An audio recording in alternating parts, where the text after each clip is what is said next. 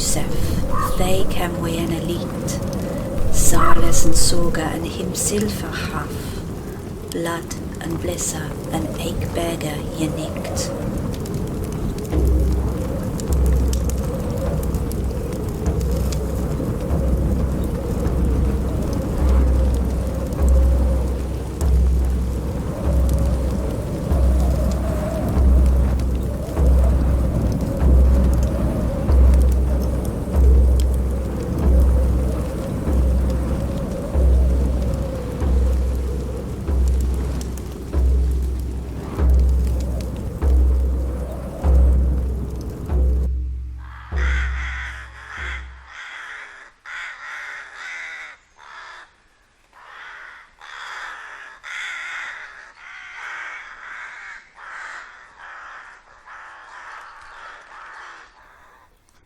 Wēsaþ hale und bēoþ wilcuman, and welcome back to part 4 of this Weird Ways episode about the Anglo-Saxon Rune Wen.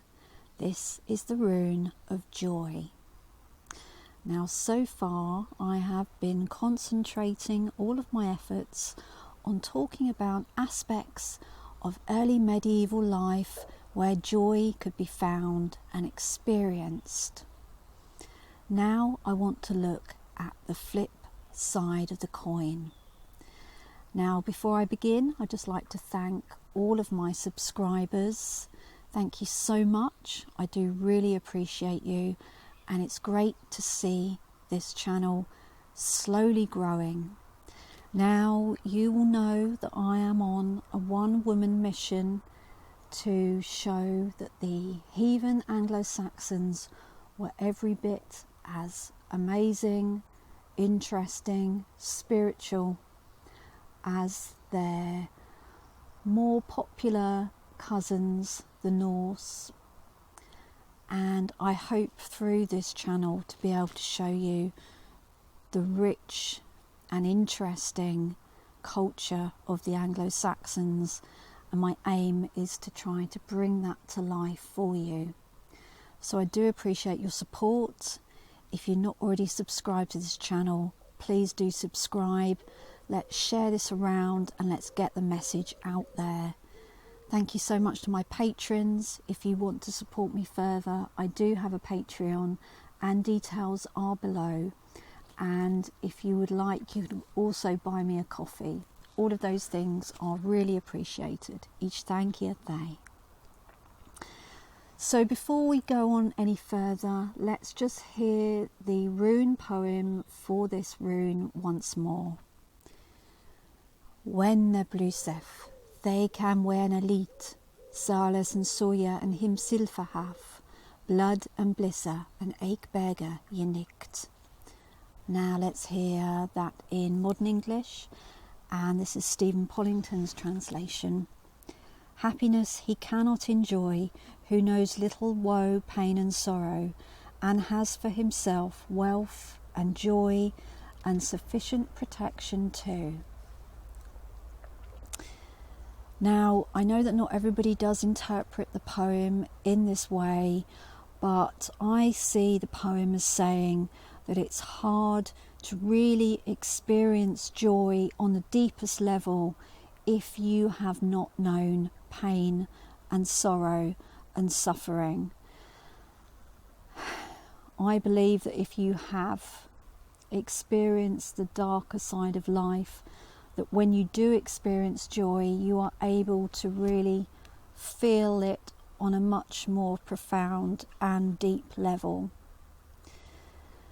So in this part of the episode, I want to explore further the concepts of woe and sorrow and take a closer look at some of the things which would have caused the Anglo-Saxons to experience those feelings. Now, the obvious one, of course, is illness, because it is true that health is wealth. And good health is one of those things that, like happiness, we can tend to take for granted until the point that we lose it, in which case we really do learn to value the importance of good health. Now, we are lucky enough to live in an age where medicine is fairly advanced and people do drop down dead at a much slower rate than they did in Anglo-Saxon times. You know, I would be a truly old person in Anglo-Saxon times, whereas now I still think I'm fairly young and frisky, but I do my best. So whilst I do tend to try and avoid modern medicine as much as possible by keeping myself fit and healthy, touch wood, we have to admit that it is very, very helpful to many people. So what did the Anglo-Saxons do? What did they do when things started going wrong and bits of them stopped working? Well, they actually had a good many remedies that they used, and we're going to be looking at those through this chapter. Indeed, I have entitled this chapter Magic and Medicine. The first question to ask ourselves is, how do we actually know what the Anglo-Saxons did when they were ill? How do we actually know how they tried to cure themselves of illness? Well, luckily for us, we have a good number of medical texts which have survived from Anglo-Saxon times in manuscript form. Now, these texts actually make up a considerable chunk of the Old English literature which still survives to this day. These charms are scattered across 23 different manuscripts and consist of around 500 leaves or 1,000 manuscript pages. Now, this does suggest that to the Anglo-Saxons, medicine, the study and the application of medicine, was of extreme importance. Now, some of the main manuscripts which have survived include Bald's Leech Book, books 1 and 2, and the Leech Book, known as Book 3, and all of these are in the British Library in London. Now, there's also the Lacnunga, which I have spoken about before in my episode about the rune Os, and it contains the 9 herbs charm that I covered in that episode. There's also the Old English Herbarium, and there's various other texts as well, but these are the main ones and the ones that I'll be speaking about during this episode. Now, Bald's Leech Book, it covers, part 1 covers ailments of the body from the head down, and book 2 covers abdominal troubles. Now, in this book it actually says Bald owns this book, which he ordered Chilled to write.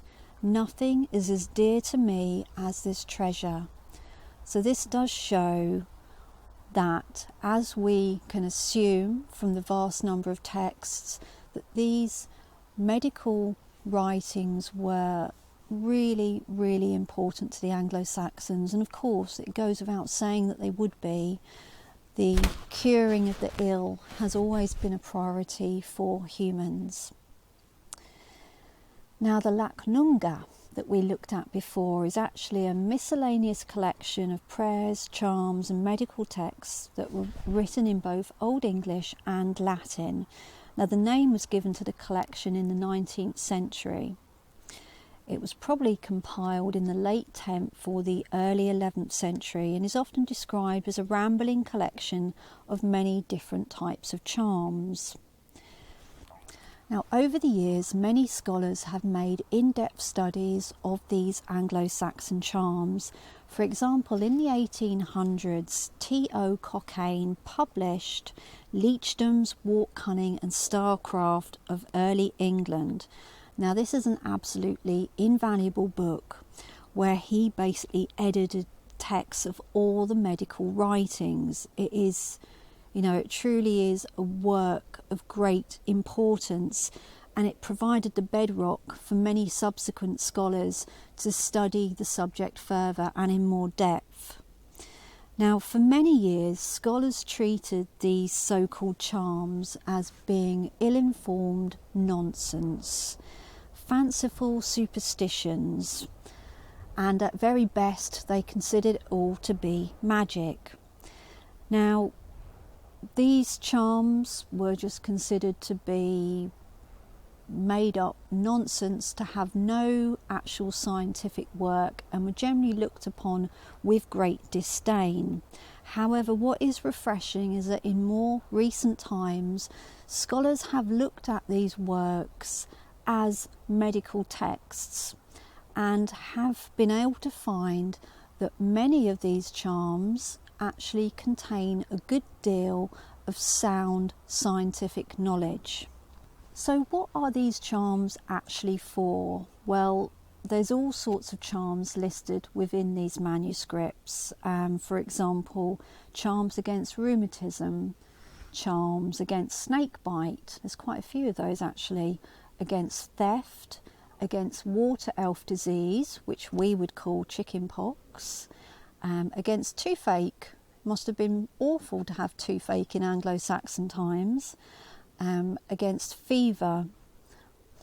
We also have charms against a dwarf and against a worm.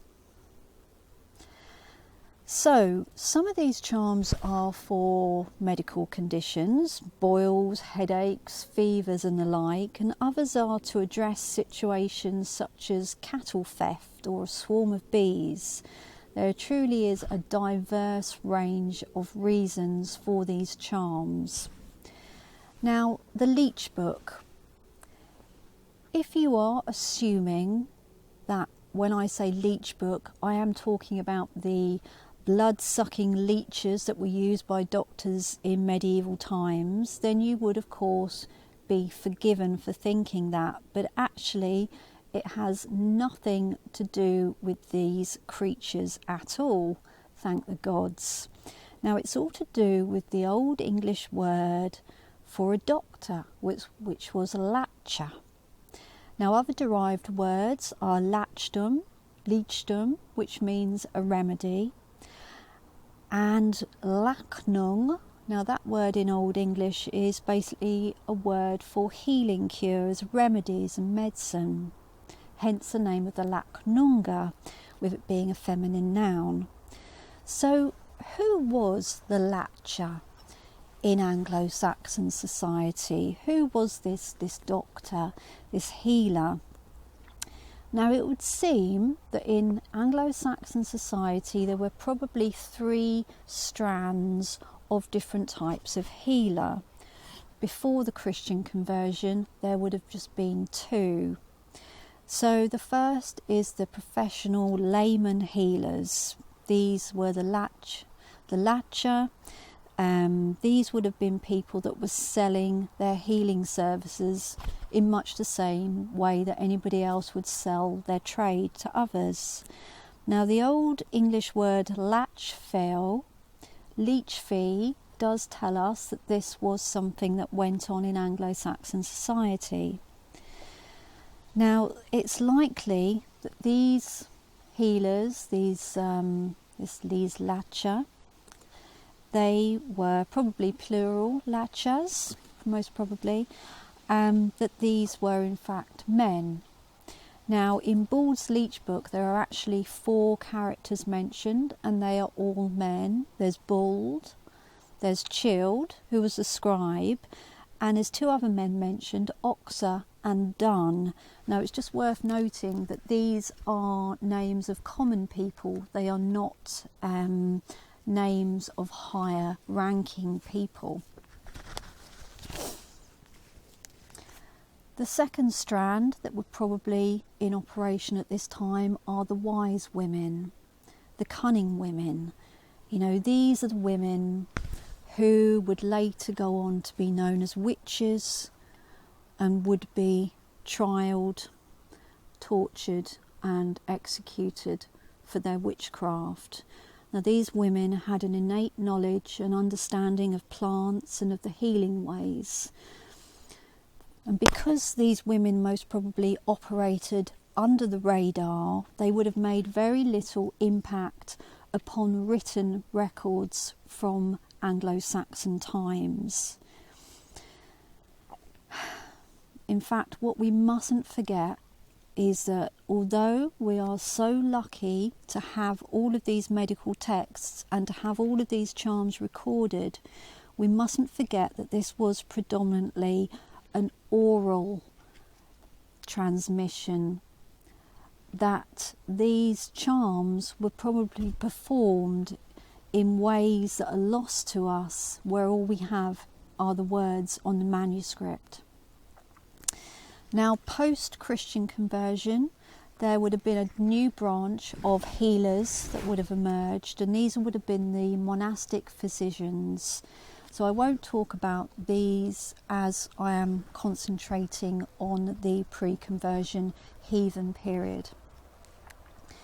Now, in many ways though, we do have Christianity to thank for the fact that so many of these charms have been recorded and that they are now available to us as a resource. It's true that by being recorded during Christian times, probably quite often by Christian scribes, that these charms were tainted by Christianity. But it's almost certain that without this, they would never have been recorded at all. So we do have the Christians to thank for the fact that these charms exist to this day. Now, many of them do include Christian elements, but it's obvious in many cases that these are later superficial overlays that have basically been added to the charms in order to make them acceptable, in order to get them to a situation where they were acceptable to be recorded during these times. Now, during Anglo-Saxon times, illness was considered to be caused by otherworldly factors, and the blame for illness was very often attributed to supernatural causes. Now, we've spoken before about how the Anglo-Saxon mind was filled with monsters and creatures that dwelt within the liminal spaces, and there is good evidence that they presumed that this is where the cause of illness came from.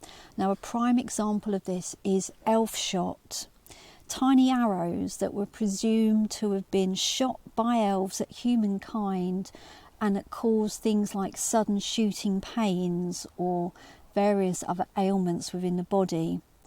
Now, post-Christian conversion, it wasn't just elves and other such creatures that were blamed for these illnesses.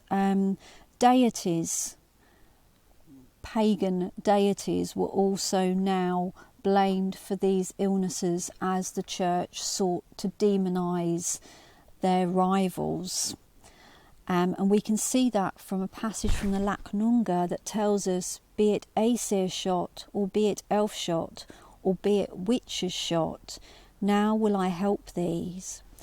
Now, obviously, as the centuries went on, things went pretty much downhill for the so-called witches, these wise women who were subsequently blamed for everything, arrested, tortured and murdered.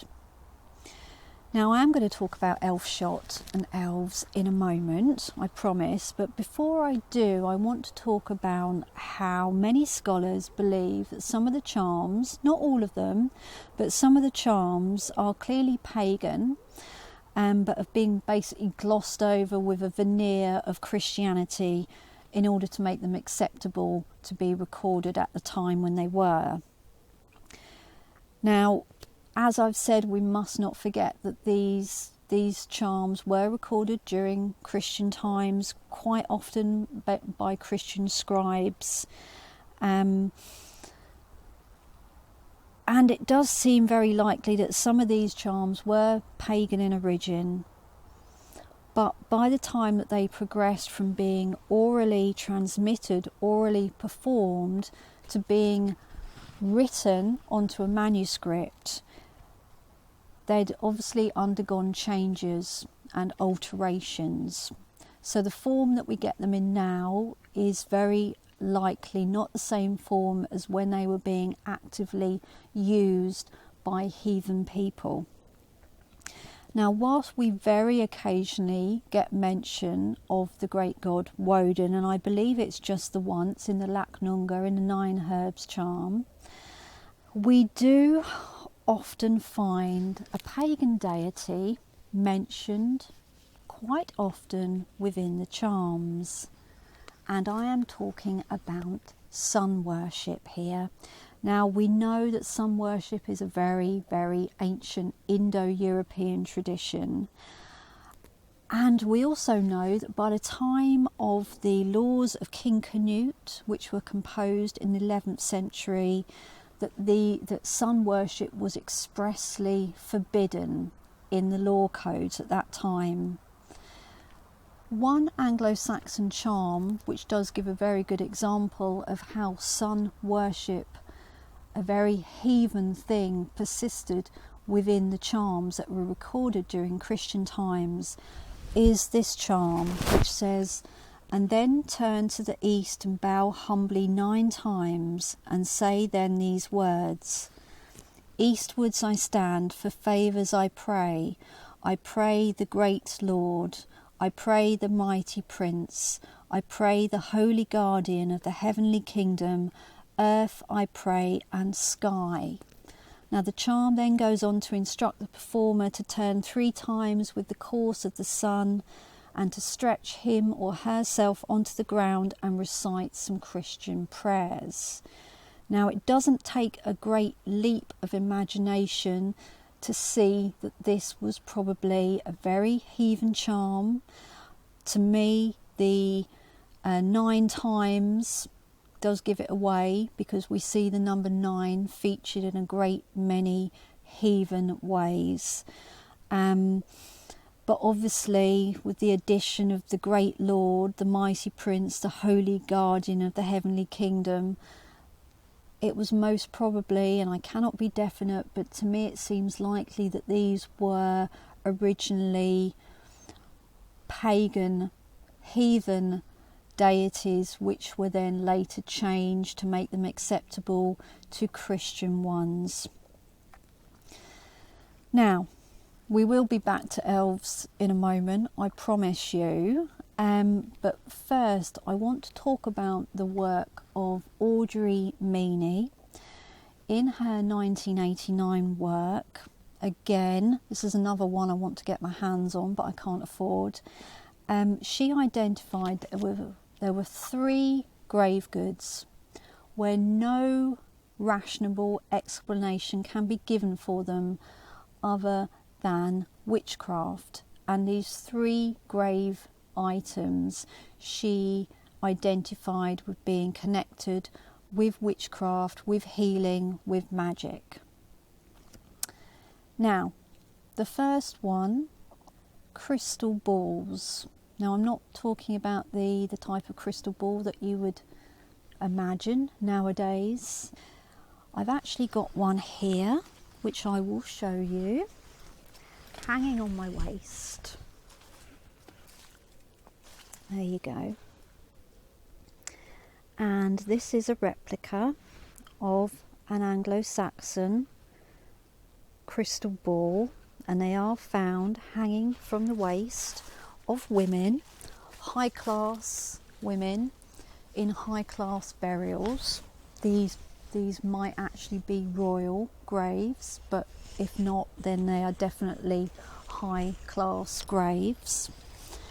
And these tend to be found in traditionally Jutish areas, Kent, the Isle of Wight, Hampshire, but also spread further north into my homelands, into East Anglia. Now, Audrey Meany associates these with magical uses. If you think about the hard work that it would take to light a fire using flints, then if somebody could hold up one of these and start a fire, that would be seen as it being extremely magical. But they are rather mysterious, rather intriguing, mysterious and beautiful objects, and I guess it would be completely impossible for us to really know how these women used these objects, but they are only found in female graves. Now, another item which again are only found in female graves are small bronze cylindrical boxes known as pyxides. Now again, they would have been worn at the waist. The Anglo-Saxon women did like hanging a whole load of stuff off their waist. Now these are sometimes found containing threads, but they are too small to be sewing boxes and no needles have ever been found in them.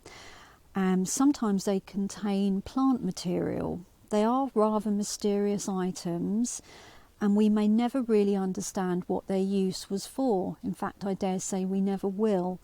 But whatever their significance to the person that wore them, they are items which Audrey Meany in her 1989 work associated with being connected with magic.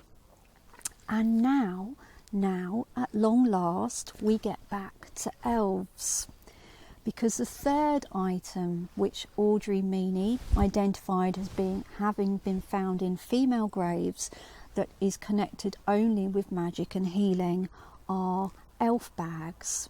Now, none of the actual bags are intact. Again, these have only ever been found in female graves, and basically these small collection of items have been found near the left leg bone in the women's graves. So it seems likely again that these would have been worn, small bags worn around the waist. Now, why they're only found with women, I don't know, but we mustn't forget that certainly from the Norse sagas we know that magic was a predominantly woman's activity, and the goddess Freya taught the art to Woden. Going back to the last episode, this was sometimes considered ergi if performed by a man. And of course there is a long Indo-European tradition, and we hear this from the Germanic tribes on the continent, of women being particularly associated with the magical arts. So what were actually in these elf bags? Well, I'm sure you would expect no less of me. I've actually got an elf bag with me today, and I'm going to show you what's inside it. So here's my elf bag. Here's one I made earlier. So what have we got? We have got some rings. Now they did find in these elf bags, they found rings of copper or iron. So I've got some of these rings in my elf bag. What else have I got? Well, because I love stones, I've got some of my favourite stones in here. That's my finger stone. This one's kind of cool. A piece of broken glass that was often found in the remnants that were left in these Anglo-Saxon women graves. Also something from an animal. It's something I found on a Cornish beach.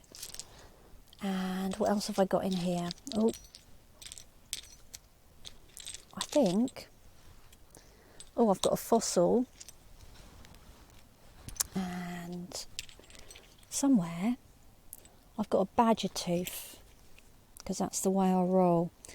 But yes, so the type of objects that were found in these Anglo-Saxon elf bags, or what was rather left of them, tended to be, as I said, rings, a piece of broken glass, something of animal origin, something that was at least 100 years old when it was deposited, and sometimes small pieces of metal. Now, it's thought that these were like the earliest prototype of what went on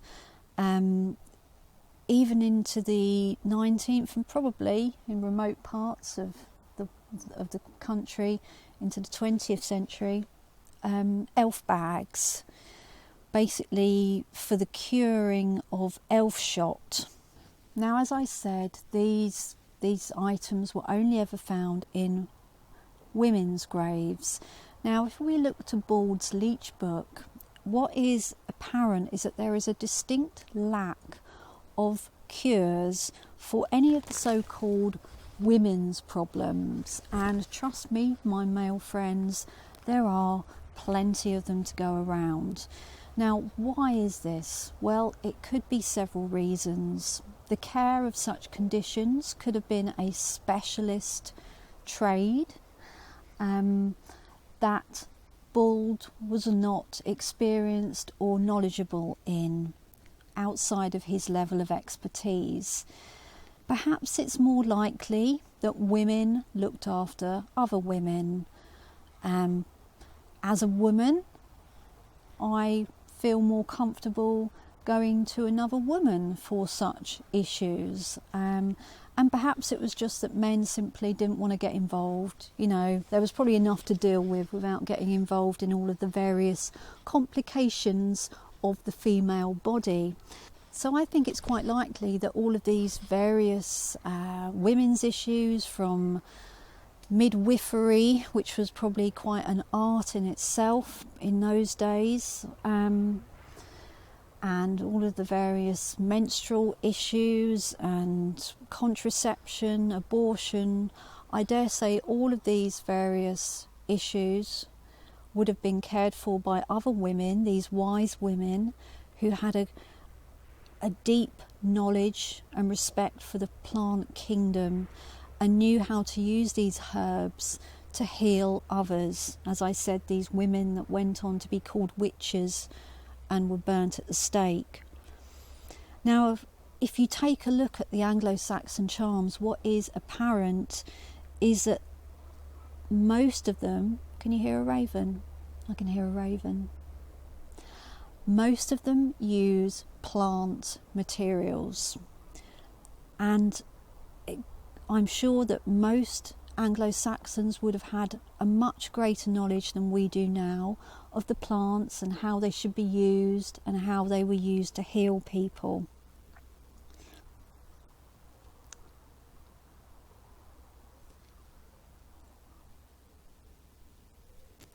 One of the interesting things is that many of the plants that are used within these Anglo-Saxon charms are still used in today's medicines. If we can take as an example plantain, that the Anglo-Saxons called waybread. Now you can find this weed growing abundantly on wasteland, in paths, all over the place. Now these crop up in both the Leech Book and the Lacnunga, and they're often prescribed to treat skin remedies and wounds. Now they also feature in the 9 herbs charm in the Lacnunga. Now waybread, plantain, is also in the Old English Herbarium, which lists many different plants and then provides for each plant a list of the ailments that plant can be used to cure. So for plantain it says herb arniglossa, that is waybread, 1 for headache, 2 for stomach pain, 3 for pain of the innards, 4 for when one be overblown in the stomach, 5 for when one pass blood from his anus, 6 for one that be wounded to death. Now I'm really not quite sure how the humble plantain or waybread is going to help you when you've been wounded to death. I think that might be asking a bit much, but there you go. But it goes on to list 22 different ailments that waybread is helpful for, including concerning every unknown pimple which stays on one's nose.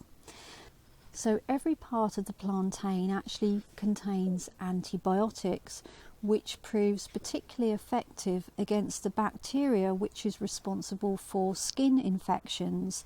It's rarely used in modern medicine these days, even though it has these properties, as it's quite unstable and needs to be prepared freshly, which of course would not have been a problem in Anglo-Saxon times. But what this does demonstrate is that these charms actually contain a fair amount of sound scientific knowledge, and they're not just a load of old nonsense that early scholars believed them to be. Now let's have a look at a couple of charms now which use the herb pennyroyal, or as the Anglo-Saxons would say, bēoþ. Now I tracked some of this down. It's not the easiest thing to find these days, but I did track it down and I did try out these charms. Now in his 1948 book, Godfrey's Storms, the book's called Anglo-Saxon Magic, these were two of the charms that he analysed, and he found his conclusion was that they contained a good deal of magic. Now later in the 80s, Cameron looked at many of the charms that Storms had covered in his book, and he analysed them from a more scientific perspective, and he found that actually these charms didn't contain as much magic as Storms in the 1940s had said they did. He found much more rational explanations for them. So I guess really it is very much down to what lens you look at things through. If you want to see magic, you will no doubt see magic. If you want to find rationality, then you will no doubt find it. As an example, with this one, as I said, the Anglo-Saxons called this bēoþ. Now Storms associated this with magic because bēoþ is dwarf, whereas Cameron found that this charm was actually first written down in Latin, where there is no connection at all between pennyroyal and dwarves.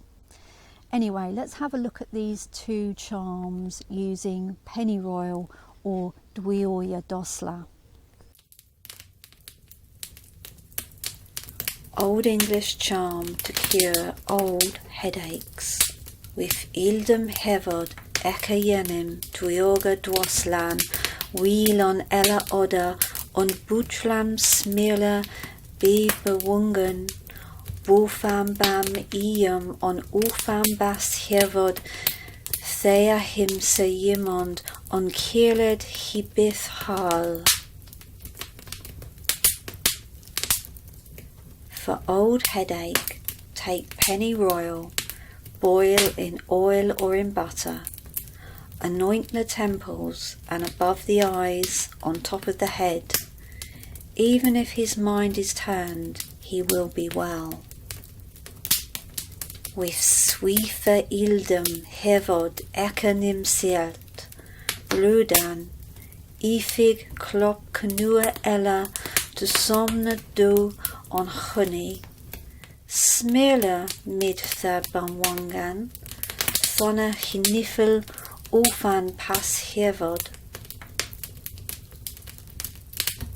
For very old headache, take salt and rue and ivy cluster, pound all together, add honey, and with it anoint the temples and the forehead and top of the head.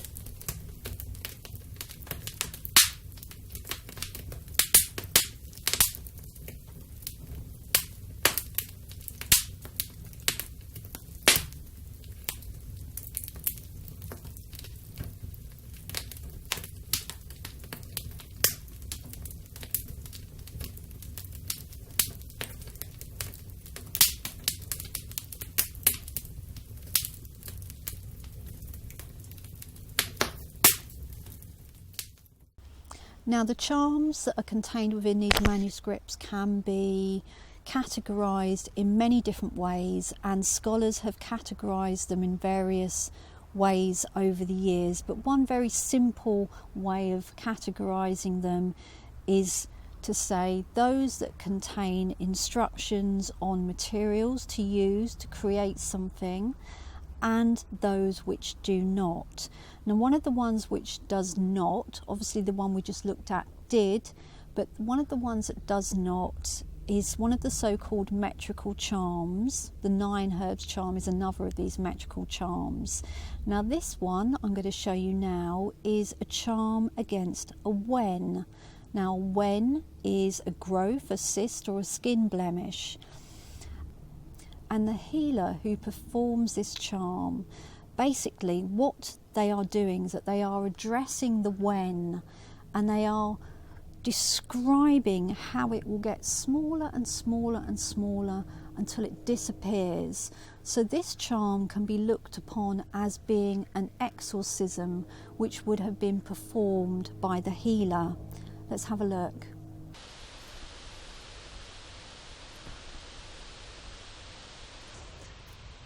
Wenna, wenkikena, herne shielthu timblian, nenena to haben, achthu shielt north inena, to thanian berger, therthu howest ermi ene blova, hethi shialeia, lief et hefer, under fot wulves, under ufer Ernest Clare, a thu Jewernia, klinger thu elsewhere colon hertha, schling thu elsewhere schöne awaya, und Wiener elsewhere wetter on Angler, swar little thu Jewertha, elsewhere linset corn, and mich the lesser, elsewhere Annas handwormes hooperban, and elsewhere little thu Jewertha,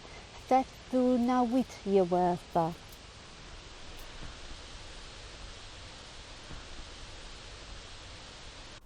The placebo effect is something I want to mention here. Now, most people these days, when they go to a doctor, they are reassured by the paraphernalia and the presentation of the doctor. They know that the doctor that they see has qualifications, that they have studied for years. They feel comforted by the environment that they are seen in. Back in Anglo-Saxon times, it's quite likely that the latcher would have been as much a shaman as a healer, and when performing the charms there would probably have been a lot of ritualized ceremony, and that would have been of great reassurance to the person who was ill, because we all know how powerful the placebo effect is, and if you believe something is going to work, the chances are that it will in fact work for you. So we must not underestimate the power of performance of these charms, particularly the ones like these metrical charms, which are based purely upon performance as opposed to materials. So let's have a look at a few more charms. Now, here's whey bread again, but this time it's not being used for the skin. Now, this is charm 110 from the Lac Nunga. With elkes deus monos tidnessa in wedna yenima whey breadan do on win sufa that was eta that werta thona dea hit with a wilcha in a kundla un halo. So that was the Old English. Against a man's daily inward infirmity, take whey bread, put it into wine, sip the juice and eat the herbs, then it avails against every internal evil.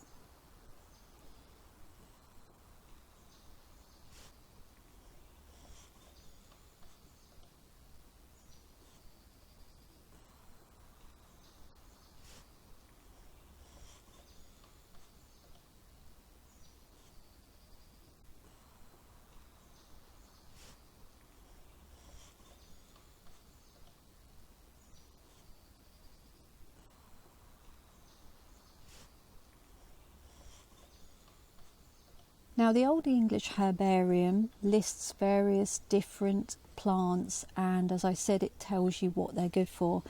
This one made me chuckle because actually I have a very juvenile sense of humour. Now, we all know if you sting yourself on nettles, what do? You find a nice fat juicy dock leaf, you rip it up, you squish it all up, you get the juice out and you rub it on your sting, and your sting stops stinging. But did you know with kernlu the on wielder Wēsaþ, which in modern English is the kernels that grow on the genitals? There you go, there's one for you. Now, bramble, the humble bramble, currently adorning many hedgerows with its juicy succulent fruit at the moment. Now, the Old English herbarium lis bremel, as the Anglo-Saxons called it. Lots of different things. With erlina sara, for pain of the eyes. With weefers flusan, for a woman's flux. With hiertecha, for heartache. With newer wunda, for new wounds. With lifa sala, for pain of the limbs. With nadjulan slita, for an adder's bite. So lots of different things that a bramble can be used for. Now let's have a look in the old leech book, shall we? Now this one is really rather grim, and I'm really hoping that it wasn't employed at all, or if it was, it didn't happen very often, because it's horrible. And any of these lovely ravens that have been flying around, I really hope they're not listening. This is a really rather long one, and it gives very specific instructions about the herbs and exactly how to prepare them. But it starts in the most gruesome way. For swollen eyes, take a living raven, take the eyes out of it, and still living, bring it into water and put the eyes on the neck of the man to whom they are needful. Soon he will soon be hale. I'm so sorry, ravens, for saying that out loud. I hope you weren't listening. But isn't that just awful? Really gross. Okay, so here's another equally grim one, and an extremely bizarre one from the Bald's Leech book. This is charm 40. I couldn't believe this one. Wēsaþ semon sea monaf seok nim merle swines fell werk to swipan swing mid thona man sonna biff sell. Amen. For that one be moon mad, take a dolphin's hide, make it into a scourge, beat that person, he will soon be better. How flipping bizarre is that one? Anyway, here's one for you. Next time you have an outbreak of nits at your kid's school, don't head for the nit comb, reach for the cabbage. Another one from Bald's Leech book. This time it's charm 44. With lusum sella him etam yesodena kawal on niat nesti yeloma he bif lusum bawalared, which is, for lice, give him boiled cabbage to eat often, having fasted overnight, he will be protected from lice. Now I would imagine most kids being given the choice between fasting and eating boiled cabbage often and the nit comb, they're going to take the nit comb every time. There you go, you can have that one on me. So charm 92 from the Lacnunga. Yiftin heorta eicha, nim riban, wheel on milcha, drink nigon moyenas, thay bif sona sell. This one's really sad. If your heart should ache, take ribwort and boil it in milk, drink it for 9 mornings, soon it shall be better for you. Again, we've got that number 9 coming up, which makes me think that that was originally a heathen charm. And dear old Bald, one more time. This time it's charm 57, and this one is for mad women. Not that there's any of those around here, but let's hear it, shall we? Whiff ye madlan ye berger on niat nesti radliches morlan thay deie nemei thay se ye madla shefan. And that is, for a woman's madness, let her eat radishes, roots at night, having fasted, for that day the madness may not harm you.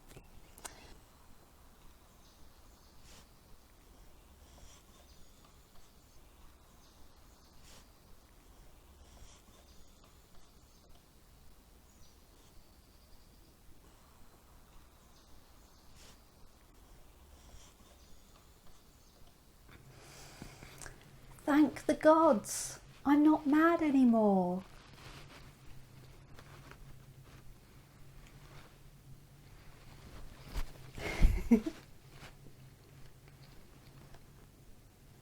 So, on that note, I think we will finish this part of the episode. I mean, really, there is so much you could say about these charms. I could literally probably talk for a day, which I don't think anybody would appreciate. But I'm sure there's plenty of material that will crop up in subsequent episodes. So I just need to finish now by saying thank you so much for watching. Thank you for joining me. Please like and subscribe if you haven't done already. I do really appreciate it. Let's get this channel to grow and show everyone that the Anglo-Saxons were super cool and they knew how to get rid of nits with cabbage. If you want to support my work further, you can support me on Patreon. That's very much appreciated. Details are below. So there's going to be one more episode for this Anglo-Saxon rune. Believe it or not, I can't believe that I've actually created 5 episodes, 5 parts for this episode. And in the next part, join me, because I will be talking about slavery in Anglo-Saxon times. So all that remains to be said now is farewell and bēoþ hale.